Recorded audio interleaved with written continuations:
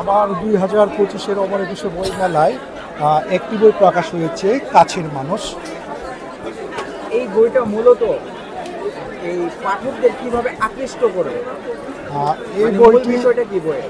এই বইটি হচ্ছে ইংল্যান্ডের পটভূমিতে লেখা। এখানে আমি একজন বাংলাদেশি ছাত্রের গল্প বলেছি যে কিনা ইংল্যান্ডে পড়তে যে বাস্তবতার যে সম্মুখীনগুলো হয়েছে, আমি সেই গল্পগুলোই তুলে এনেছি।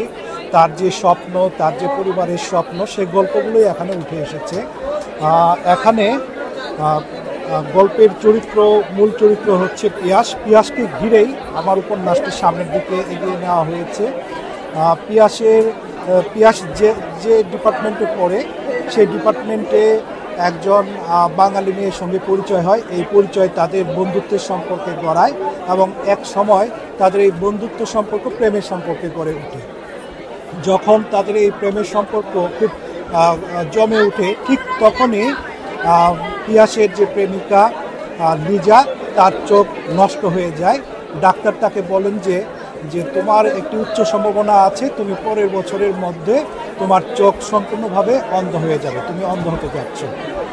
লিজা তখন ঠিক সেভাবে প্রস্তুতি নিতে থাকে, কিভাবে ব্রেল করতে হয়, কিভাবে কম্পিউটার ইউজ করতে হয় এবং নিত্যদিনের কাজগুলো করতে হয়, ঠিক সেভাবেই সে প্রস্তুতি নিতে থাকে। কিন্তু পিয়াসের যে গভীর ভালোবাসা, সেই গভীর ভালোবাসা লিজাকে অন্যভাবে বাঁচতে শেখায়। তখন গল্পের মোড় নতুন এক বাঁকে নেয়। এইভাবে আমার উপন্যাসটি এগিয়ে নেওয়া হয়েছে। আমার একটি উপন্যাসই প্রকাশ পেয়েছে, কাছের মানুষ। উপন্যাসটি প্রকাশ করেছে জ্ঞানকোষ প্রকাশনী। আমার বই 2020 সাল থেকেই পাঠকরা খুব ভালোবেসে গ্রহণ করে এবং বলা চলে যে আমি একজন পাঠকপ্রিয় লেখক। আমার বইয়ের নাম হচ্ছে উপন্যাস কাছের মানুষ। এই উপন্যাসটি পাওয়া যাবে জ্ঞানকোষ প্রকাশনীতে, প্যাভিলিয়ন নাম্বার 24। এবং এছাড়াও যদি পাঠকরা কিনতে চায় তাহলে রকমারি, তারপর দূরবীন.com অথবা প্রথমা.com থেকে সংগ্রহ করতে পারে। এটা আসলে বলা খুব কঠিন, কারণ হচ্ছে একটি বই প্রকাশের সঙ্গে সঙ্গে বোঝা যায় না যে বইটা কী নিয়ে লেখা। পরবর্তী যখন পাঠকরা পড়ে তখন এই বইটি বোঝা যায় যে আসলে এটা কী ধরনের এবং আমাদের এই সমাজে বা এই পরিবেশে কী রকম প্রভাব ফেলবে, তখন এটা বোঝা যাবে। লেখার অধিকার সবারই আছে।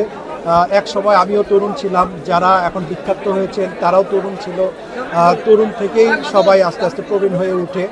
কিন্তু যাদের লেখা শক্ত, যাদের কলমের ভালো প্রভাব আছে, ভালো লিখতে পারে, তারা যদি সেটাকে সাধনা হিসাবে গ্রহণ করতে পারে, সাধনা হিসাবে নেয়, তারা এক সময় অবশ্যই আলোর মুখ দেখতে পারে। আর যাদের লেখায় কোনো কিছু নেই বা সমাজকে কোনো প্রভাবিত করতে পারছে না বা দিতে পারছে না, তারা এক সময় ঝরে যাবে। এটা কাউকে প্রতিবাদ করতে হবে না।